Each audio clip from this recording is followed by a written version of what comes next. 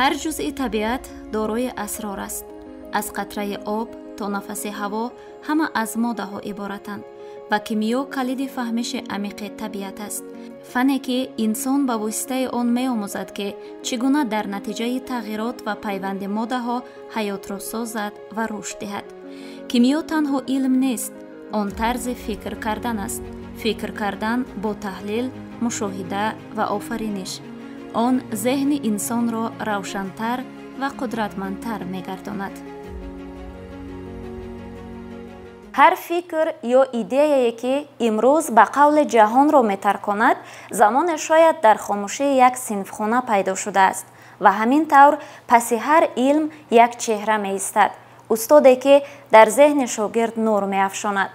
در میان هزارها فرموله، شاخه های ریاکسیا و برگ های کتاب های علمی انسان قرار دارد. انسانی که در این همه ترکیبات تنها نتیجه را نمی بیند، بلکه حقیقت را می جوید. امروز ما به دنیای کیمیا می رویم. برای زندگی یک شخصیت بزرگ نگاه می اندازیم تا ببینیم چه حکمت او را با علم کیمیا پیوست و این پیوندی را با شاگردان چطور تقسیم کرد. در برنامه امروزه پیوند سبز ما درباره شخص صحبت می کنیم که تمام عمرش را به علم و تربیت نسل نو محققان بخشیده است. این شخصیت بزرگ دکتر علم‌های کیمیا اکادمیک عزت الله غنیف می باشد. یک عمر زحمت، هزارها تحقیقات و صدها شاگردان لیاقتمند حاصل مهنت‌های پربرکتی اوی. غنیف عزت الله نوروزویچ 19 مارس سال 1948 در دهه ویشکند ناحیه عینی ولایت سوخت در عائله خدمتچی به دنیا آمده است. سال 1965 مکتب اینترنتی رقم 1 ناحیه عینی را با مدال طلا ختم نموده با فاکولته مکانیکی و تکنولوژی دانشکده پلی‌تکنیکی تاجیکستان حاضر دانشگاه تکنیکی تاجیکستان به نام اکادمیک محمد آسیمی داخل می شود.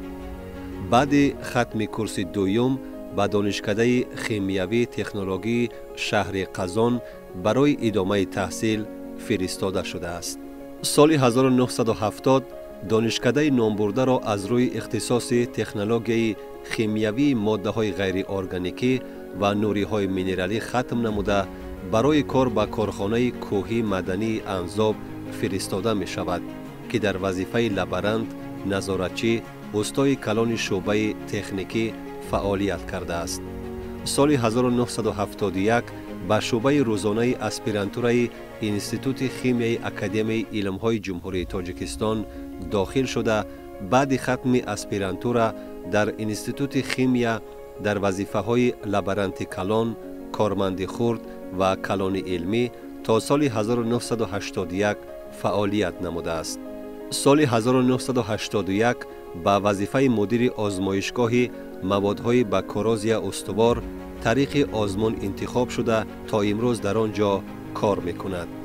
سال 1976 در انستیتوت متالورگیا و بایگردانی اکادمی علم‌های جمهوری قزاقستان رساله نامزدی را از روی اختصاص متالورگی متال‌های رنگه دفاع نموده درجه نامزد علم‌های تکنیکی را صاحب شده است. سال 1991 در انستیتوت خیمیای اکادمی علم‌های جمهوری ازبکستان رساله دکتری را از روی اختصاص خیمیای غیر ارگانیکی دفاع نمود. سال 1994 با او عنوان پروفسور از روی اختصاص مذکور داده شده است. از سال 1996 تا سال 2000 در وظیفه معاون دیرکتور عاید به علم در انستیتوت خیمیا کار میکرد. سالهای 2002-2003 در وظیفه معاون سرکاتب اکادمی ملی علم‌های تاجیکستان کار کرده است.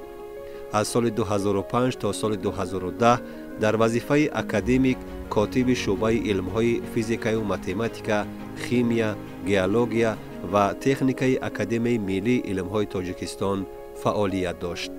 غنیف عزت الله نوروزویچ عین زمان در وظیفه مدیر آزمایشگاه موادهای با کورازیا استوار انستیتوت خیمیایی به نام نیکیتین اکادمی ملی علم‌های تاجیکستان فعالیت دارد.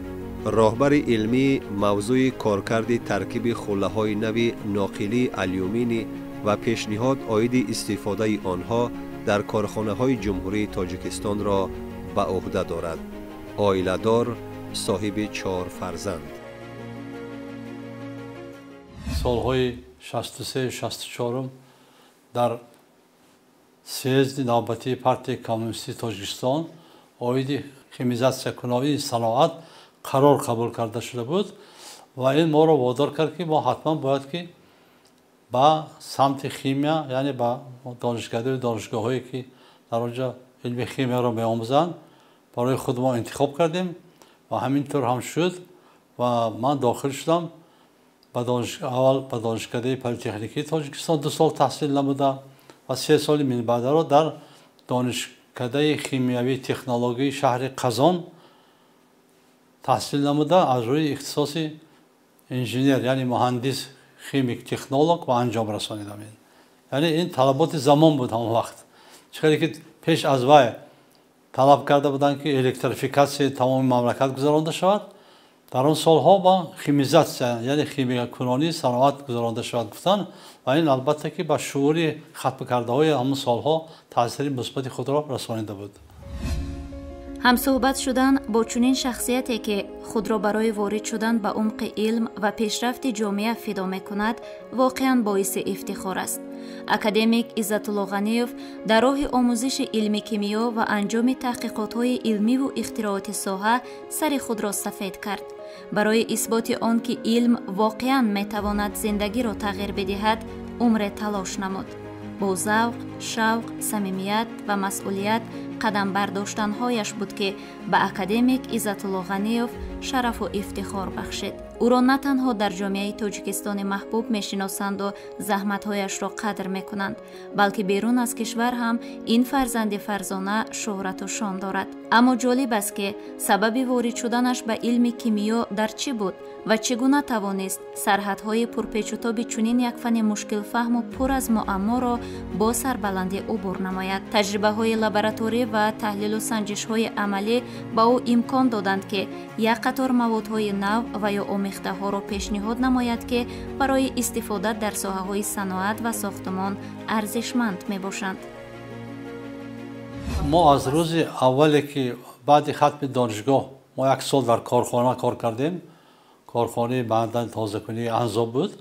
بعد با انستیتوت خیمیا، من امروزه انستیتوت کیمیایی به نام نیکیتین اکادمی علم‌های تاجیکستان همچون اسپرانت سال 71 ما آمدیم و 54 سال شد که در همین انستیتوت گویا که فعالیت کرده ایستادیم و پیش از همه روز اول ما را وظیفه دار کردن که ما باید که اساسهای فیزیکوی خیمیایی خوله‌های آن متال‌هایی که در جمهوری تاجیکستان استحصال کرده می شود، این پیش از همه آلومینی ما استحصال میکنیم. این وقت امروز قریب 100,000 تن در 1 سال.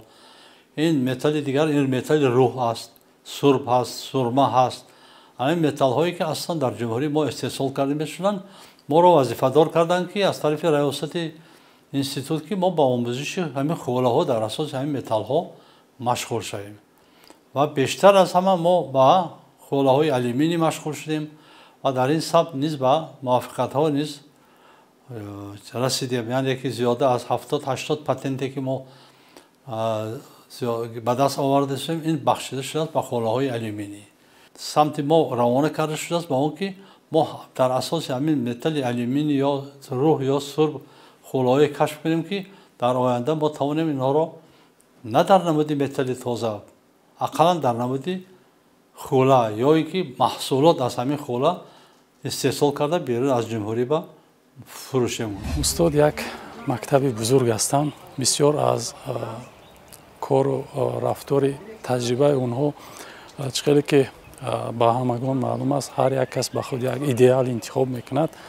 همین رفتار، همین کردار یا اینکه همین شخصیت را بگویم که امروز ما همچون یک ایدئال انتخاب کردگیم و مکتب استاد بگویم که برای خود از سمت آینده خود انتخاب کردگی هستیم و امروز ما میخواهیم که آینده همین کار یا اینکه سمت کاری که استاد انتخاب کرده است ما دوام دهنده سمت آن باشیم و استاد برای ما ҳам дар зиндагӣ гӯем ҳам дар ҷиҳати корҳои илмӣ бисёр аз корҳоеро омӯхтааст ки гӯем берун аз ин ҳам мо барои худ интихоб кардагӣ ҳастем феъли рафтори вая ки оянда барои беҳтар сохтани гӯем ки ҷиҳати фаъолияти худамон ҳамчун асос интихоб кардагӣ ҳастем.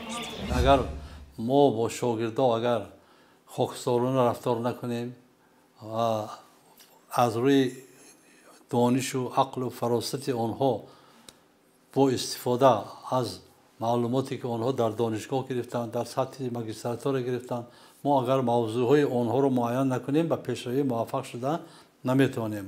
мо ба ҳар ҳол кӯшиш мекунем ки аз байни хатмкардаҳо беҳтаринҳошонро ҷудо карда гирем. кӯшиш мекунем ки ҳам будагӣ бачаҳое ки имрӯз дар озмоишгоҳ фаъолият доранд ё аз нав баъзеҳо мебиёянд дохил мешаванд, дига ҳамкорӣ мекунем, ҳамонҳоро ҳамин ҳурмату эҳтиромашонро ба ҷо оварда кӯшиш мекунем ки ёрдам кунем, ҳаракат кунем ки инҳо зинаҳои нав-нави илмро муваффақ гарданд. ҳамин аст ҳикмати илм. дар зери партаваш дилҳо пайванд мешаванд, орзуҳо ҳамсӯҳбат мегарданд ва ҳар лаҳзаи омӯзиш қадамеро мемонад ба сӯи фардои рӯшан. академик Иззатулло Ғаниев ба қуллаҳои илм саҳлу осон ба зудӣ нарасидааст.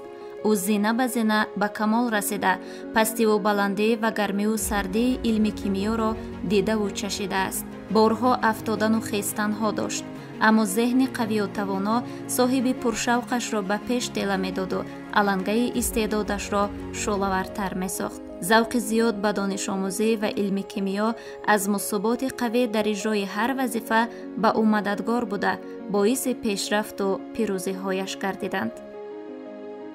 хулоҳои мо ҳосил карда самти асосии истифодаи онҳо барои муҳофизат кардан аз коррозия ин трубопроводҳои обгузар, оби гарм, оби хунук, газгузар, дигар чизҳое ки дар зери замин ҳастанд, барои муҳофизати аз ҳамонҳо муҳофизат кардан аз коррозия инҳо хеле мувофиқ мебошанд.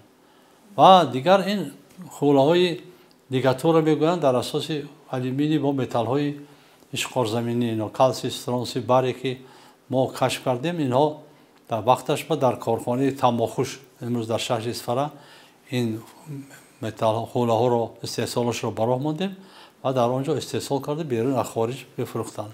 инчунин дар корхонаи ман имрӯза корхонаи мошинсозӣ дар шаҳри Душанбе, корхонаи талко кабел, собиқ гидроагрегат, арматурный завод, чандин ихтироъҳои мо истифода бурда шуда дар ин корхона фоидаи иқтисодӣ дода буданд. тӯли чандин сол аст ки бо устод фаъолияти ҳам илмӣ, ҳам таълимӣ ва методиро ба роҳ мондагӣ ҳастем ва тӯли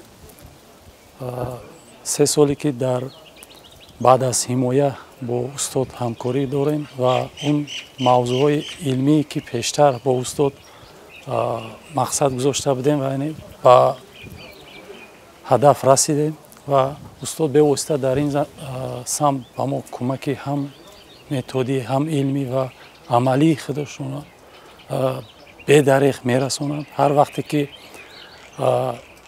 бо як мушкилӣ, бо як камбудӣ рӯпарӯ мешавем, бевосита дастгири мо ҳастанд ва инро гуфтанӣ ҳастам ки ҳар шогирде ки ҳар як унвонҷӯе ки барои ба назди устод ба як шурӯи як мақсаднок меояд, устод аз рӯзи аввал ба он супоришҳо метиҳад ва аз пай дар амал иҷро шудани он мегардад ва ҳар боре ки ба назди худ даъват мекунад, аввал аз натиҷа пурсон мешавад ки супоришҳое ки гузошта шудагӣ буд чӣ иҷро шуд. ин як гӯем ки хусусият ё як рафтор, як гӯем ки амали устод аст ки барои мо дар зиндагӣ ҳамчун як шиёр гаштааст ки барои мо дар оянда ин рафтору ин амале ки барои мо таълим додааст ё ки мо аз вай омӯхтем, фикр мекунем ки барои ба дигарон расондани ин як ҳимати хуб мешавад. ҳар шахсияти бузург таърихи худро дорад, вале арзишмандтарин бахши он саҳме аст ки кас дар рушду пешрафти ҷомеа мегузорад. академик Иззатулло Ғаниев на танҳо муҳаққиқи варзида, балки устоди асилест ки донишу таҷрибаи худро бо дилгармӣ ба шогирдонаш мерасонад. Пайванди устод ва шогирд мисли пайванди осмон ва замин якдигарро пурра мекунанд ва зиндагиро бо маъно меороянд. чароғи хушбахтиро имрӯз меафрӯзанд ва умеди дурахшониро дар фардо зинда нигоҳ медоранд. ӯ ба ҷавонон эътимод дорад ва дар дунёи шогирдон худро ҷавон эҳсос мекунаду бо шӯру шавқ нозукиҳои илмро дар зеҳнашон мерезад. ҳанӯз пас аз хатми магистратура соли 2016 бо маслиҳати устод ба риштаи аспирантура дохил шуда мавзӯи илмӣ аз ҷониби устод дар бораи таъсири мис ва телур бо хосиятҳои физикӣ химиявӣ хӯлаҳои сурб бо сурма ба ман доданд ва таи 5 сол бо устод мунтазам фаъолият бурда машварат карда корҳои илмию тадқиқотиро ба роҳ монда ва хушбахтона соли 2022 дар комиссияи олии аттестатсионӣ назди Федератсияи Россия бо муваффақият рисолаи номзадиро дифоъ намуда соҳиби диплом ва дараҷаи илмии номзади илмҳои техникӣ гаштем. доир ба ҳамкориҳои дохилии устод ҳаминро гуфтанӣ ҳастам ки бо тамоми мактабҳои олии кишвар аз ҷумла донишгоҳи миллии Тоҷикистон, донишгоҳи давлатии Данғара, донишгоҳи давлатии Бохтар ба номи Носири Хусрав, донишгоҳи давлатии омӯзгории Тоҷикистон ба номи Садриддин Айнӣ, донишгоҳи техникии Тоҷикистон ба номи Академик Осимӣ, донишгоҳи давлатии Хуҷанд ба номи Бобоҷон Ғафуров ва донишгоҳи энергетикӣ, донишгоҳи давлатии тиббии Тоҷикистон ба номи Ибн Сино мунтазам кору фаъолият доранд. و تا کنون زیر راهبری استاد عنوانجو اسپیران دکتران کارهای علمی تحقیقاتی را پیش بردند و زیاده از 110 نفر نامزد علم برآوردند. زیاده از 30 نفر با موفقیتانه زیر مشاوره علمی عزت الله نوروزی کارهای دکتری خود را با موفقیت حمایت کردند. دایر به دستاوردهای علمی استاد لازم به یادآوری است که در آزمون جمهوری علم فروغ معرفت در دور جمهوری شاگرد استاد نامزد علم‌های تکنیکی مدیر آزمایشگاه فیزیکی فراسردی و فوق‌النقلیات اودینه فتح‌الله رحمتویچ از انستیتوت فیزیک تکنیکی به نام سلطان معروف در دوره جمهوری جای اول گرفتند و این دستاورد باعث خرسندی هم استاد و هم مکتبیان است از جمله اهل علم اکادمی علم‌ها میباشند. باید قید کرد که سالهای اخیر توجه جوانان آنقدر بهتر گردیده است و ما در نزد انستیتوت ماجستراتورا داریم. ختم کرده های اختصاص های خیمه آمده در اینجا ماجستراتور تمام میکنند و با پی اچ دی دکترانتور داخل میشوند. بعد ختم پی اچ دی دکترانتور در نزد انستیتوت کیمیا الحال 3 شورای دیسرتاسیونی فعالیت میکند. 2 تا شورای دیسرتاسیونی در نزد وکی روسیه میباشد. یکی آنها را راهبری آنها را من به عهده دارم در سمت مواد شناسی است و تکنولوژی ماده‌های غیر ارگانیکی. اینچنین 2 شورای دیگر یکی در نزد کمیسیون عالی اتستاسیونی نزد پرزیدنت جمهوری تاجیکستان فعالیت میکند و دیگری در نزد کمیسیون عالی اتستاسیونی فدراسیون روسیه از روی اختصاص‌های شیمی فیزیکی و شیمی ارگانیکی و این امکانات میدهد که جوانانی که امروز آمده در اینجا ماجستراتور و پی اچ دی دکترانتور را ختم میکنند بیاید دشواری در همین شوراها رساله‌های خود را دفاع نمایند. هر سال 4-5 نفر روی هر یک اختصاص رساله نامزدی یعنی پی اچ دی دکترانتوری خود را دفاع میکنند که این خیلی هم چیز خوب است برای بچه‌ها امکانات میدهد که بیرون از جمهوری نرفته در همینجا خواهند در شوراهای نزد کای نزد پرزیدنت جمهوری تاجیکستان یا در فدراسیون روسیه رساله هاشون را حمایت نمایند به سفر به خارج کشور. وقتی که با استاد واخوردیم استاد اساساً مهربونی که استاد میکردن ما هر یک علمی که استاد ما آموختیم ما هیچگاه این را فراموش نکنیم. استاد پیش از کارهای علمی رو سر کردن اساساً مواد در کار است. مواد باید کار کردن در کار. ما چیکار کردیم؟ اما اومدیم پیش استاد ما را یاردم همچون یاردم مواد دیگر چیزا بعضا متال هایی که ما در کار بود خودشون یافته دادن. بعد باز برای که همین بچه روحش بلند شود خراجات نکند اساس با ما یاردم کرد استاد دیگر متال رو یافته داد که من گیر کار کنم یک چیز هوسمند شود. بعد از اون خیلی با دستگیری استاد بسیار کارهای علمی کردیم چندین اختراعات کردیم. علم آفریده ذهن انسان است و انسان یک پاره طبیعت. علم کیمیا یکی از سمت‌های جالب و مهم طبیعت شناسی به حساب می رود. جالبیت این علم در آن است که ما را با ترکیب، ساخت و تبدیل ماده ها شناس می کند و امکانیت می دهد که جهان را در سطح اتم ها و مولکوله ها فهمیم.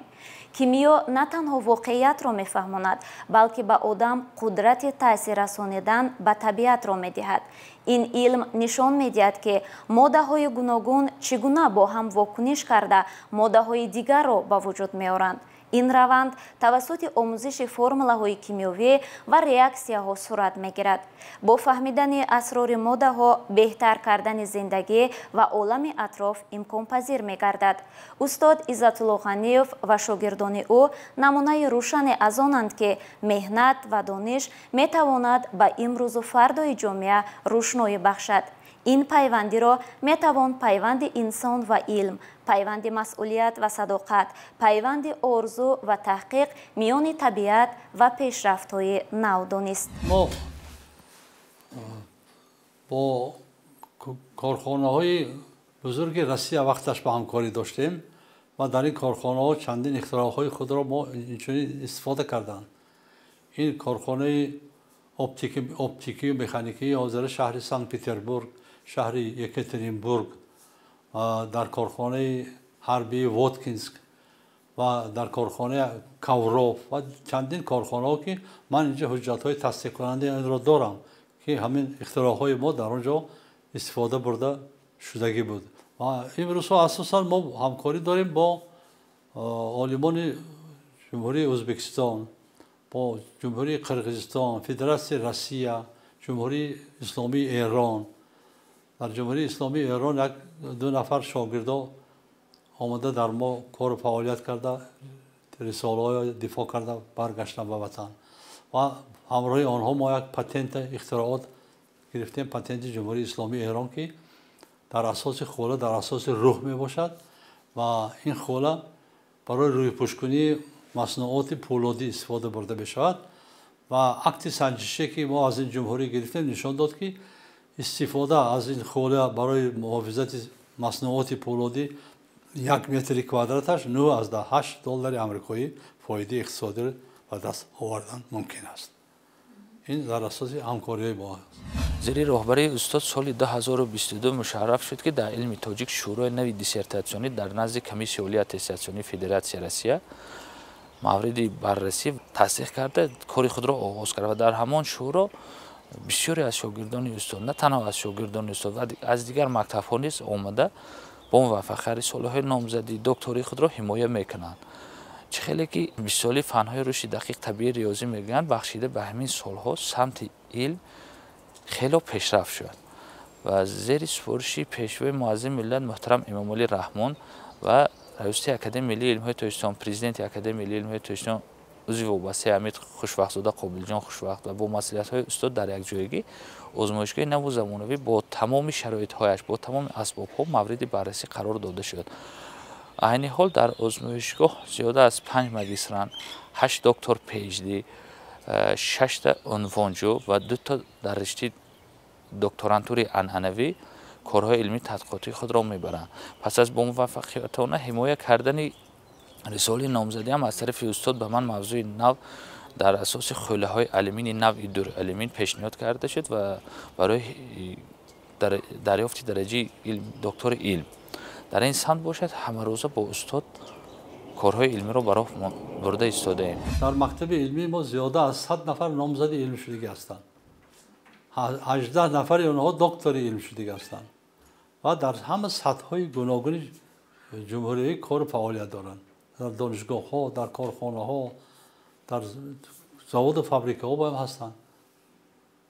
در همه ساحه‌های گوناگون جمهوری شاگردای ما فعالیت دارند. بیرون از جمهوری هم هستند. من شاگردای ما 2 تاش در آمریکا هم کار کرده گشته است. با قریبی از طرف ریاست اکادمی علم‌ها یک آزمایشگاه بسیار زمانوی تأسیس داده شد که این برای پیشروی کارهای تحقیقاتی ما خیلی هم دستگیری خوب می باشد، چون که تا سالهای آخر این خیلی موفقیت در سطح اکادمی نبود. یعنی اکادمی امروز امکانیت دارد که اسباب و انجام‌های نو خریداری کند تا اینکه رویه‌های نوی علمی را ما بر راه مانیم و مقاله‌هایی که امروز ما باید چاپ بکنیم باید که در سطح جهانی باشد. این با راهی با استفاده از اون اسباب و انجام‌هایی که شما امروز دیدیدتان اگر ما در همینجا نتیجه گیری کنیم همین مجله همین مقاله را قبول میکنن. اگر در اسباب و انجام‌های سال‌های 70 و 80 عصر گذشته باشد امروز مجله قبول نمیکنن و این خیلی دستگیری خوب بود از طرف ریاست اکادمی علم‌های جمهوری تاجیکستان. فعالیت اکادمیک عزت‌الله غنیوف در مقام راهبری آزمایشگاه موادهای بکارازی استوار اهمیت بزرگ علمی، تکنیکی و اجتماعی دارد. کار در سمت تحقیق و استحصال موادهای مقاوم بکارازی این نه تنها یک بخش مهندسی یا فنی است، بلکه یک عمل بی‌واسطه به نفع اقتصاد و امنیت جامعه می باشد. او با تربیت شاگردان، با تهیه تکنولوژی نو و با همکاری در بخش صنعت سهم ارزنده خود را در رشد کشور می‌گذارد. شاگردان از استاد تنها فرموله‌های کیمیایی و اصول‌های آزمایشی را نه، بلکه شیوه اندیشیدن، صادق بودن به علم و خدمت به وطن را آموختند. هر یک کلمه اکادمیک غنیوف در ذهن شاگردان به تجربه تبدیل یافته است. همین است پیوند سبزی که از دل به دل راه می‌جوید و از ذهن به ذهن کوچ می‌بندد. در این آزمایشگاه یک قسمی کارهای علمی خود را گذرانده ایستادم و باید قید کنم که عزت‌الله نوروزویچ یکی از کارشناسان و متخصصان سطح بلند علمی هستند که با همه عالمان تاجیک کمک خود را می‌رسانند. از هر یک دانشگاه از دیگر مؤسسه ها پیش استاد با مشاورت برای حل کنی یگان ممانعت علمی که میشد میبیاید و باعث افتخار است که استاد غنیوف عزت‌الله نوروزویچ نه تنها در تاجیکستان بلکه در دیگر دولت‌هایی که همسایه و دورتر از آن نام دارند که از آنجا متخصصان با سوال‌ها با یگان پیشنهادهای خود با غنیوف عزت‌الله نوروزویچ میبرایند و خواهش میکنند که یاردم رسانیم و ما افتخار داریم که چنین استاد داریم و با دستگیری استاد البته ما رساله نامزدی خود رو حمایه کردیم و آینده در نظر است که کاری دکتری خود را شروع کنیم و امید دارم که با سری بلند حمایه میکنم. من با استاد از سال 1997 هنگامی که استاد من در دانشگاه ملی تحصیل میکردم در فاکولته شیمی و استاد سالی که ما ختم نمودیم در دانشگاه ما با صفت کمیسیون عالی در امتحانات دولتی اشتراک کردند و ما رو پس از ختم توصیه دادن که به انستیتوت شیمی بیاییم و از همین دوره یعنی که زیاده قریب از 25 سال میشد که با استاد همکاری داریم و وقتی که من به انستیتوت شیمی به آزمایشگاه موادهای بکارازی استوار آمدم اولین قدم‌های علمی خودم را با همین استاد آغاز نمودم و از همین دوره سر کرده من در همین مدت هم نامزد علم‌های شیمی شدم و سال 2022 باشد دکتر علم‌های تکنیکی حمایه نمودم رساله دکتریم را. یعنی که استاد عزت‌الله نوروزویچ علمی سطح جهانی می باشند و البته ما همه روزه می بینیم که رشد علم رشد اقتصادیات کشور با علم سخت پیوستگی دارد و آن موادهایی که ما در اینجا در انستیتوت کارکرد کردیم در سطح صنعتی ما استفاده می شود و برای رشد صنعت خیلی موادهایی که ما استفاده می بریم برای انکشاف متالورژی خیلی قلای می باشد و ما اساساً با خوله ها در اساس آلومینی کار میکنیم و برای آن که ما خوله‌های با کاروز استوار حاصل کرده توانیم که آنها استواری خوب داشته باشند با خوله‌های خودمان متال‌های نادرزمین اضافه میکنیم هم خاصیت‌های فیزیک شیمیایی آنها را می‌آموزیم یعنی که با خاصیت‌های فیزیک شیمیایی آنها البته خاصیت‌های با کاروز استواری آنها داخل میشد که ما با شاگردان خود این کارها را به انجام رسانیده ایستاده‌ایم. در این آزمایشگاه من با راهبری اکادمی غنیف عزت‌الله نوروزویچ در موضوع آموختن خاصیت‌های شیمیایی، فیزیکی و مکانیکی خوله سرمه که با لیت نتر کالی جوهرانیده شده است رساله نامزدی خود را حمایت نمودم با راهبری استادم. در این آزمایشگاه ما اساساً برای آموختن سینتز خوله‌های نو در اساس آلومینی، سرب، سرمه و با دیگر المنت‌های شیمیایی ما خوله‌های نو را حاصل میکنیم. خاصیت‌های تپل فیزیکی، الکتروشیمیایی، کینتیکی اکسید شوی، تحلیل رنگینی و خاصیت‌های مکانیکی این خوله‌های حاصل شده را می‌آموزیم. خیلی که اینجا می‌بینید این اسباب میکروسترکتور میباشه که برای آموختن ساخت داخلی استرکتور داخلی خوله‌ها را می‌آموزیم. این اسباب با اندازه تا 1000 نزدیک می‌برد. ما در اینجا معین میکنیم که کدام فازها وجود دارد در اینجا. وقتی که ما المنت آلومینی رو گذاشتیم 1% وانادی علاوه کردیم، پس از 1% وانادی علاوه کردن باز مقدار کم المنت های ایندیگالی تالی علاوه کردیم و در اینجا معین میگردد که پس از علاوه کردن المنت های مذکور فازها معین میگردد که کدام فازها وجود دارد در همین ساخت داخلی خوله. زندگی با علم همیشه پر از تحقیق و جستجو است. اکادمیک عزت‌الله غنیوف در طول فعالیت خود نه تنها اسرار کیمیا را آموخته بلکه سهمی باسزا در رشد علم و صنعت کشور گذاشته است. محض با همین گونه استادان فداکار نسل نو راه میگیرد و آینده علم رشد میکند. استاد دانش خود را مثل چراغ به دست شاگردان میسپارد و آنها با مهر و شکرگزاری آن را نگاه میدارند و رشد میدهند. این روند نه تنها علم میآفرد بلکه انسان میسازد. استاد در تکیه به علم و شاگردان در پیروی به استاد میان هزارها فرمولا و ریاکسیاهای کیمیا قدم میزنند و اسرار عالم و آدم را میآموزند. کار علمی که من آغاز کردم این سرشوی کار علمی من در فدراسیون روسیه بود.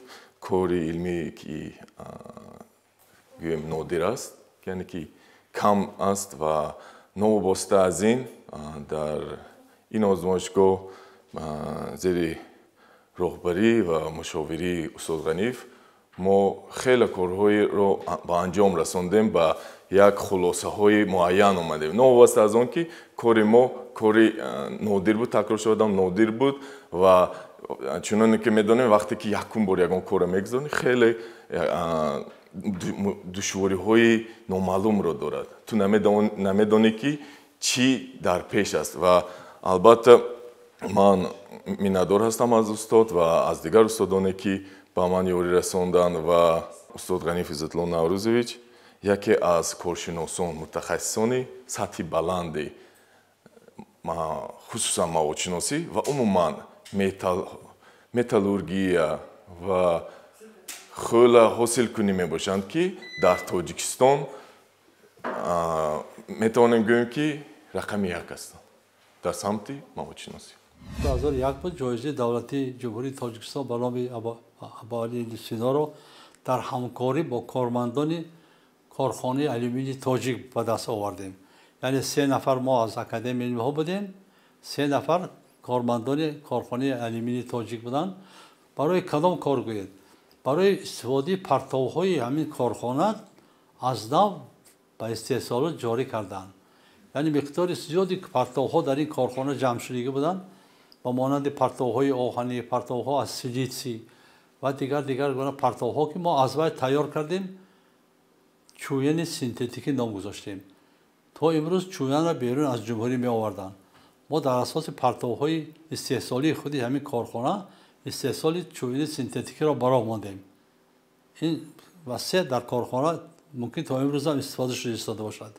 دیگر مصنوعاتی که ما در این کارخانه در اساس پرتوها با استفاده از پرتوها استحصال نمیدیم، این یک فراسیلیت نام خوله است که برای بهتر کردن صفت چوبان استفاده برده بشود. این هم از پرتوهای همین خودی همین کارخانه ما استحصال این را براه ماندیم و با یک چند دیگه کارهایی که در اینجا انجام رساندیم با استفاده از پرتوها بود. یعنی پرتوهای استحصالی را از نو به استحصالات برگرداندن و این به ما امکانیت داد که ما را با جایزه دولتی جمهوری تاجیکستان در ساحه علم و تکنیک به نام ابالی ابن سینا سزاوار گردانند. اینچنین ما که مقاله‌های خیلی زیادی بیرون از جمهوری در مجله‌های سکوپوس و مابسکانس دیگر مقاله‌ها چاپ کردیم، این به نوبت گرفته با ما مکافات خودی اکادمی علم‌ها در ساحه علم‌های دقیق به نام سلطان عمر را دادند و از سبب اون که استفاده وسیع پتنت‌های ما در چیزی قید کردن بیرون از جمهوری براه مانده شده بود، سازمان عمومی جهانی ذهنی با ما مکافات خودش را یعنی مدال طلای سازمان عمومی جهانی ذهنی مشرف گردیدیم. اینچنین سال 2003 ما مکافات ECSK سازمان عمومی جهانی اسلامی در بخش علم‌های دقیق از آن جمله در بخش خیمیا را من صاحب شدم، یعنی مکافات ECSK است. و افتخارنامه‌های اکادمی علم‌های جمهوری تاجیکستان چندین مرتبه با ما سزاوار گشت که موفق کردیم به دستاوردهای خود. البته استاد عزت‌الله نوروزویچ چقدر که گفتم عالم سطح جهانی میباشند، آن کس همه وقت در بر ما هستند، دستگیری میکنند و یک راهگشای هستند در سهم علم.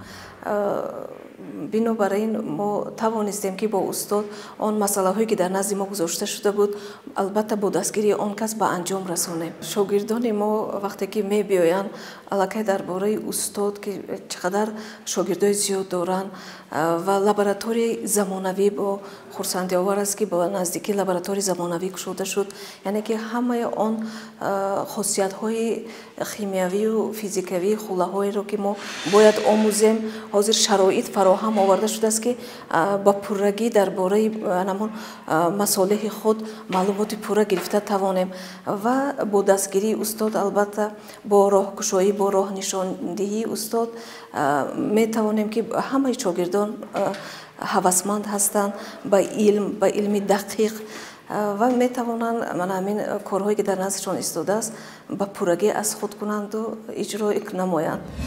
شاگرد وقتی با استاد قدم میزند حس میکند که راه طولانی، پرمباحثه، پرتحقیق و نتیجه آور در پیش است. استاد چون خورشید پیش قدم‌های شاگردان نور می‌پاشد، راه مهم را نشان می‌دهد. شاگرد از هر سخن استاد یک تجربه نو می‌گیرد و از هر سوالش یک قدم نو می‌آموزد. این پیوندی است که در زمینه علم می‌سبزد و برای فردای درخشان میوه می‌دهد. شاگردان هم از این پیوند با افتخار سخن می‌گویند و صمیمیت استاد خود را در راه آموزش علم به‌بها معنی داد میکنند. با استاد کار کردن و انسان یک نیروی تازه الهام میبخشد. استاد چی کمبودی و نارسایی باشد خوش رو کرده، ساده کرده به طور ذیل و ما میفهمونند. باعث خوشبختی است که یک چند روز پیش دو مقاله استاد در یکی از ژورنال های با نفوذ جمهوری بلاروسیا که به پایگاهی سکوپوس داخل می شود در آنجا از چاپ برآمد. دور به همکاری های بیرونی استاد همین را گفتنی هستم که با دولت های مشترک المنافع جمهوری اسلامی ایران، قزاقستان، ازبکستان، جمهوری بلاروس، فدراسیون روسیه، جمهوری خلقی خیتای، جمهوری اسلامی ایران، ایتالیا، فرانسه، حتی آمریکا فعالیت های همکاری علمی و تحقیقاتی دارند. عین حال یک دکترانت استاد با موفقیتانه کارهای علمی خود را هم در ایتالیا، آمریکا و فرانسه در یک جایگاه گذرانده ایستاده است. به نزدیکی از جمهوری ایتالیا پی اچ دی دکترانت آمد و در ما طی 2 هفته گویم کارهای تجربی خود را گذراند و از طرف استاد به ما سپارش شد و ما موظف شدیم که در پیشرفت کارهای همون دکتران همچون مهمان که در ما حضور داشت همه جهت دستگیری کردیم و در آینده ما انتظار هستیم که دیگر عنوانجویان، دکترانتان، مگیسترانتان، حتی دانشجویان میتوانند آمده در ما کارهای هم علمی تحقیقاتی آن دانشجوی نظریه که آموخته‌اند میتوانند بیان در ما در یک جایگی کار فعالیت برای وقتی که در نزد انستیتوت کیمیا و عموما در نزد انستیتوت اکادمی علم‌ها اجازت شدن ماجستراتور رو دادن، این به ما امکانیت تیار کنی کادرها را خیلی آسان نمود. یعنی که آنهایی که 2 سال تحصیل ماجستراتور میکنن و یک قسمی آنها میخوان که در آینده تحصیل را دوام دهند در زمینه پی اچ دی دکترانتورا و از بین آنها ما بهترینشون انتخاب میکنیم و پی اچ دی دکترانتورا از روی سمت معین آنها داخل میشوند و در مهلت معین شده رساله خود را دفاع نموده حمایت مینمایند. اینچنین ما به حیث همچون راهبر علمی با دانشگاه‌های گوناگون جمهوری همکاری داریم. یعنی که از دانشگاه دولتی دنقره سر کرده، دانشگاه ملی تاجیکستان، دانشگاه تکنیکی آموزگاری شهر خوجند، دانشگاه روسیه تاجیکستان اسلامیانی، از همین دانشگاه‌ها ما عنوانجو داریم. عنوانجوها در نزد همین آزمایشگاه ما آمده کار علمی کرده با موفقیت رساله‌های خود را حمایت می‌نمایند. فقط من باید قید کنم که در همین سال 2025 حاضر 3 نفر از دانشگاه دنقره در شورای دیسرتاسیونی نزد دانشگاه تکنیکی تاجیکستان رساله خود را از روی سمت موادشناسی با زبان تاجیکی دفاع کرد ایستادند. یکی دفاع کرد، دیگرش ایوم دفاع میکند، سومش با آخر ایوم بینا. یعنی که همکاری داریم با تمام دانشگاه هایی که سمت تکنیکی دارن. همونجا ما عنوانجو قبول میکنیم، با دکتراند پی اچ دی قبول میکنیم و آنها در همین آزمایشگاه ما کارهای خود را به انجام رسانیده دفاع مینمایند. استاد برای ما کمک میکنه وقتی که ما پیش از خوله نو حاصل کردن البته به ما وظیفه میدن که باید شما درباره خود الیمنت هایی که کار کرده استاده باید خاصیت های شیمیایی فیزیکی همین الیمنت ها رو آموزید و پس از خوله نو حاصل کردن تحقیقات علمی خود رو پس از انجام دادن تحقیقات علمی خود ما مقاله کرده به ژورنال های بین المللی، ژورنال های در خارج کشور هم در جمهوری به چاپ میرسانیم با یاری استاد. در روند کار اگر مشکلی به وجود آید ما به استاد مراجعت میکنیم و اون کس به ما کمک میکنه. академик Иззатулло Ғаниев на танҳо як донишманд аст ки дар соҳаи кимиё ба муваффақиятҳои амиқ расида, балки ҳамчун устод шогирдони зиёдеро ки аксарияти онҳо доктори илм ҳастанд тарбия кардааст. ба ҳар як шогирд бо меҳр ва фаҳмиши амиқ муносибат намуда онҳоро барои баромадан ба арсаи илм тайёр мекунад. бузургии устод дар он аст ки илми кимиёро ҳамчун восита барои рушд ва таҳкими ҷомеаи илмӣ истифода мебарад. ҳар як шогирди ӯ имрӯз дар арсаи илм нақши муҳим доранд. самти корҳое ки устод имрӯз ҳамроҳи мо пеш бурда истодааст дар самти маводшиносӣ, яъне ки дар асоси таркиби металлҳое ки имрӯз дар санъати ҷумҳурии тоҷикистон васеъ истифода бурда мешавад, ки худи асосгузори сулҳу ваҳдати миллӣ пешвои муаззами миллат муҳтарам президенти мамлакат эмомалӣ раҳмон ҳамчун стратегияи чорум яъне ки саноаткунонӣ бо суръат, яъне ки дар ин замина дар амал ҷорӣ кардани он металлҳое ки аллакай дар ҷумҳурӣ гӯем ки истифода мешаванд ва мо камбудиҳои онҳоро омӯхта ва дар асоси ҳамон металлҳое ки имрӯз истифода мешаванд металли нав ҷорӣ карда истодем ва дар амал татбиқи худро ёфтагӣ ҳастанд, ки мо чандинта санади татбиқӣ ҳам дорем аз корхонаҳои санъати ҷумҳурии тоҷикистон ва зертобеи вазорати санъат ва рушди иқтисод ҳастанд. санади татбиқӣ корҳои илмии тадқиқотии худро ҳам дорем ва ки ин ҳам бевосита саҳми устоди азиз яъне Иззатулло Наврӯзович аст. 2 сол мешавад ки дар ин озмоишгоҳ кор ва фаъолият менамоям. роҳбари илмии мо академик Иззатулло Ғаниевич мебошанд. роҳбари мо хеле ҳам меҳрубон ҳастанд. хайр аз он ки ба мо дарси лабораторияро озмоишгоҳро мефаҳмонанд бо ҳар яки мо алоҳида ба алоҳида дарсҳои ҳар дарсҳое ки ба муваффақи кори моро меорад пешравии кори моро меорад кӯмак мерасонанд. Яке аз хислатҳои хуби инсони мо ин инсондӯстӣ мебошад, зеро он кас ғайр аз он ки мо ҳам зан ҳастем ҳам кор ва фаъолият менамоем, доим мо занҳоро дастгирӣ менамоянд, дар тамоми соҳа ба мо кӯмаки худро мерасонанд, маслиҳатҳои хуб медиҳанд барои пешрафти илми тоҷики мо хело ҳам кӯшиш менамоянд. ман устод Иззатулло Наврӯзовичро аз عنوان донишҷӯӣ мешиносам. вақте ки донишгоҳи техникиро бо ихтисоси муҳандис химикӣ технолог ба итмом расондам, хостам ба корҳои илмӣ машғул шавам. баъд ба сарам фикре омад, фикр карда баъд рафтам назди устод Иззатулло Наврӯзович. онҳо гуфтанд ки рафта ариза навис ба шӯъбаи аспирантураи донишгоҳи техникӣ. хушбахтона аспирантураро тамом кардем, номзади илмҳои техникӣ шудем. дар корҳои илмиам вақте ки мо корҳои илмӣ мекардем, устод Иззатулло Наврӯзов хеле ба мо кӯмаку ёрдам, ҳама тарафа вай мекарданд. мушкиле ки мешид тез рафта ба устод Ғаниев вай мекарданд, устод Ғаниев бартараф мекарданд мушкилаи моро. хушбахтона ҳимоя кардем. аз он ҷумла боз 3 шогирде ки таҳти роҳбарии худам баровардем. инчунин ҳозир худам омодагӣ бо зери роҳбарии устод Ғаниев рисолаи докториямро ҷамъбаст карда истодаам. шахсияти академик Иззатулло Ғаниев воқеан омӯзанда аст. инсони наҷиб, хоксор, фурӯтан ва меҳрубон ки шояд яке аз сабабҳои асосии пирӯзиаш дар илм ҳамин бошад. маҳз бо ҳамин сифатҳои олии инсонӣ тавонист дар тарбияи шогирдони бешуморе муваффақ шаваду ҳамаи онҳоро дар рушди илму ҷомеа саҳмгузор бубинад. ӯ аз иштибоҳи шогирдон ба ғазаб намеояд, баръакс бо дилсӯзию ғамхорӣ роҳ нишон медиҳад.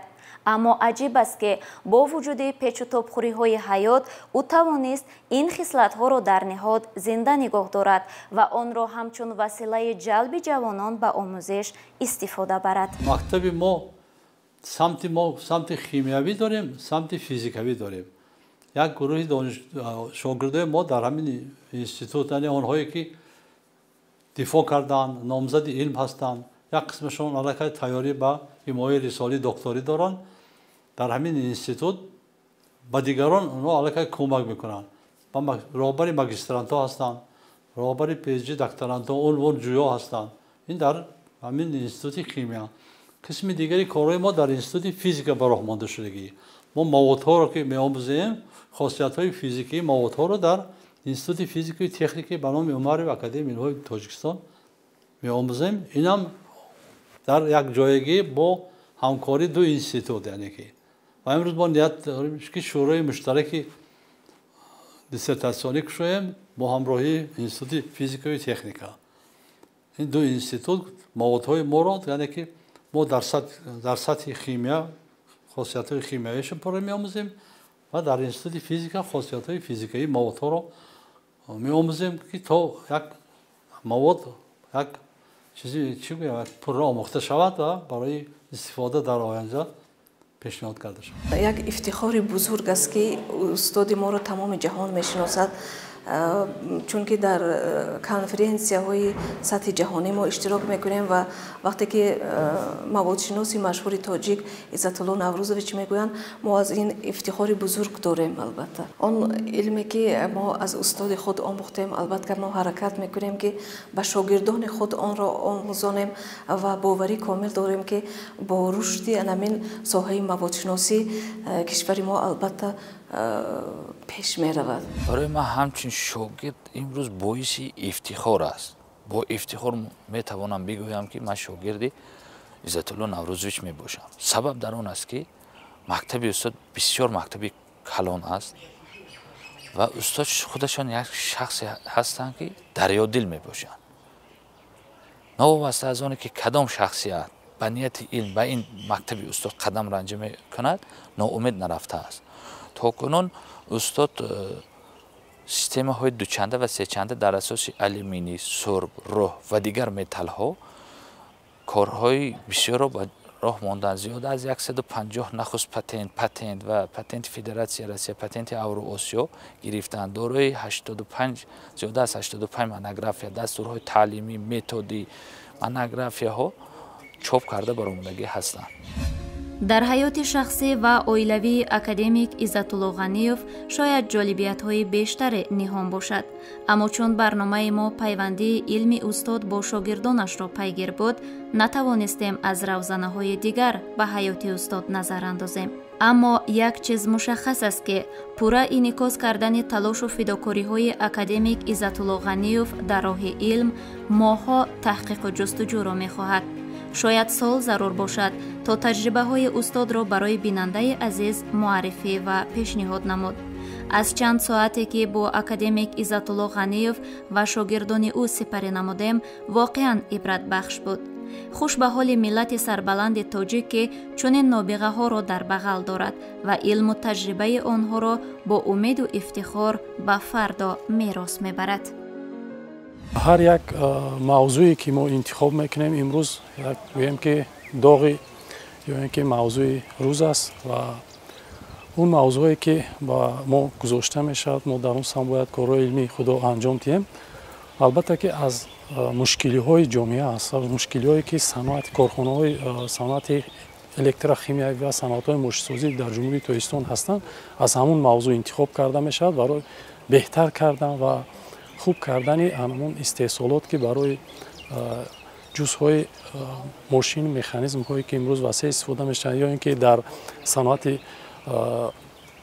ноқилсозӣ ки устод бевосита роҳбари ин лоиҳа ҳастанд ва мавзӯи илмии лоиҳае ки устод ҳамчун роҳбар фаъолият мекунад дар самти сохтани ноқилҳое ки метавонад ки муҳлати истифодабарии онҳоро яъне ки дароз кунад ва ин ҳам аз ҷиҳати иқтисодӣ як фоидаи хуб ба роҳ мемонад ки дар охир ҳар як кори илмӣ анҷом додаи мо гӯем ки аз ҷиҳати иқтисодӣ ҳам ҷиҳати назария ва ҳам ҷиҳати амалӣ исбот шудагӣ аст ки хело ҳам аз ҷиҳати иқтисодӣ фоидаи зиёд ба даст оварда мешавад ки ин санъати татбиқӣ дорад. бо тамоми донишгоҳҳо мо ҳозир кор карда шудем. гурӯҳҳои таҳқиқотӣ дорем дар донишгоҳи давлатии Хуҷанд, дар донишгоҳи Славянӣ, дар тамоми донишгоҳ, донишгоҳи омӯзгорӣ, дан ғара. ман имрӯз бо донишгоҳи инноватсияи Кӯлоб ҳам корро сар карда шудем. дар он ҷо ҳам мо қабул карда шудем унвонҷӯёна. оянда бо ҳамкорӣ мекунем. мактаби мо бисёр мактаби чӣ гӯям калон ҳаст ки тамоми донишкадои донишгоҳҳои ҷумҳуриро дар бар бигирад. шогирдон дар ҳамин донишгоҳҳо фаъолият карда шуданд.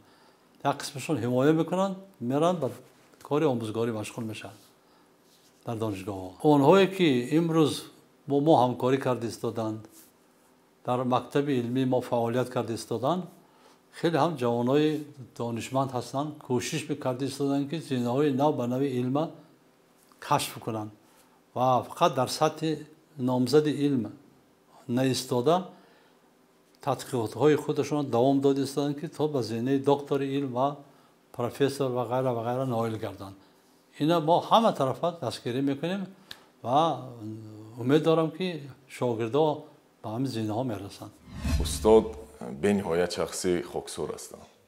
вақте ки мефаҳмонанд оддӣ содда ва чуноне мефаҳмонанд ки ту ҳаминро ба як осонӣ қабул мекунӣ ва барои ҳалли ҳамин ягон мамонияти зиёде намешавад. мо бо бисёр олимон кор кардаем ва ҳар як олим тарзи кори худро дорад ва албатта Иззатулло Наврӯзович чунин хосиятро доранд ки ҳама вақт тайёр ҳастанд бо шогирдон кор кунанд. новобаста аз он ки бо чӣ кор машғуланд, шогирдонро қабул мекунанд, ягон масъала, ягон проблема бошад, ҳал мекунанд. то ҳамон масъала ҳал нашавад, худро аз кор озод намекунанд ва албатта ин боис аст ки чунин муваффақ ҳастанд ва шогирди бисёр доранд.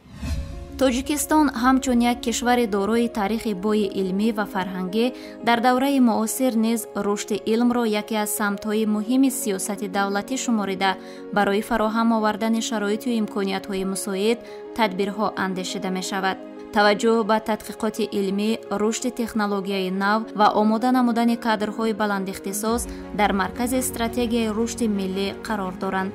дар ин раванд нақши шахсиятҳои алоҳида аз ҷумла олимони варзида ба монанди доктори илмҳои кимиё академик Иззатулло Ғаниев ва шогирдони ӯ хеле муҳим аст. онҳо на танҳо дар самти таҳқиқот фаъолият доранд, балки дар тарбия намудани насли нав ва ворид кардани методҳои нави омӯзишу таҳқиқ саҳми калон мегузоранд. пешравии худро дар самти илм ба фароҳам омадани шароиту дастгириҳо вобаста дониста ба рушди муассири илм ва шукӯҳмандии фардо бовар доранд.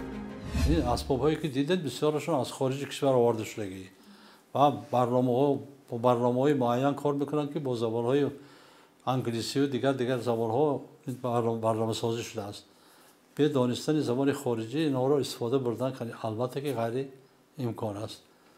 و امروز شاگردان کوشش میکنن در نزد اینستیتوت با دستگیری راهبریت اینستیتوت کورس‌های زبان انگلیسی گشوده شد و جوانان در این کورس ها اشتراک کردن زبان انگلیسی آموخته هستند. این هم یک دستگیری دیگر است.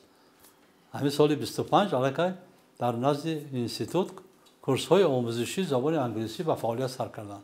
بهبودی پیشروی در همه سطح مشاهده کرده میشد. بلند برداشتن معاش کارمندان سال گذشته برای 40% و امسال 20%. این با نگاه داشتن کادرها در اینستیتوت خیلی مساعدت کرد. این هم یک دستگیری از طرف حکومت جمهوری تاجیکستان. هر یک شاگرد میخواهد که ایدئال خود رو داشته باشه. در سیمای عزت‌الله نوروزی من یک ایدئال خود رو میبینم. من از همین استاد سبب شدن که من در رشته اسپرانتورا تحصیل کردم. پس اون نیت دارم که زیر راهبری زیر مشاوره علمی عزت‌الله نوروزویچ رساله دکتری خود رو با موفقیتونه حمایت کنم. استاد شخصی هستند که اکنون جای پوشاندنی نیست. درباره استاد ساعت‌ها گپ زنیم کافی نمیکنه. چون که استاد به مثل یک انسیکلوپدی زنده در علمی، نه تنها در علم تاجیک بلکه در علم دنیا، چون که این شخصیت رو تمام دنیا میشناسیم خطا نمیکنیم. استاد شخصیت علمی باشند که در سمت علم مواد شناسی، علم فیزیک کیمیای فیزیکی یکی از پیشرفت‌ترین میباشن.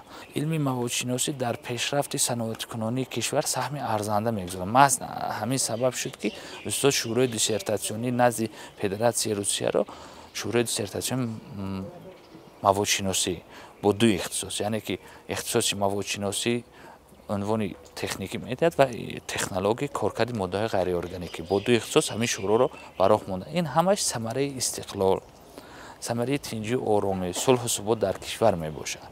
محض دستگیری های پیشوای معظم ملت هست که امروز علم تاجیک به قله‌های بلند حرکت کرده ایستاده است. ما خوشبخت هستیم که با اکادمیک عزت‌الله نوروزیچ کار میکنیم. از یک طرف گویم استاد اکادمیک هستند، عالم جهان شناخته هستند.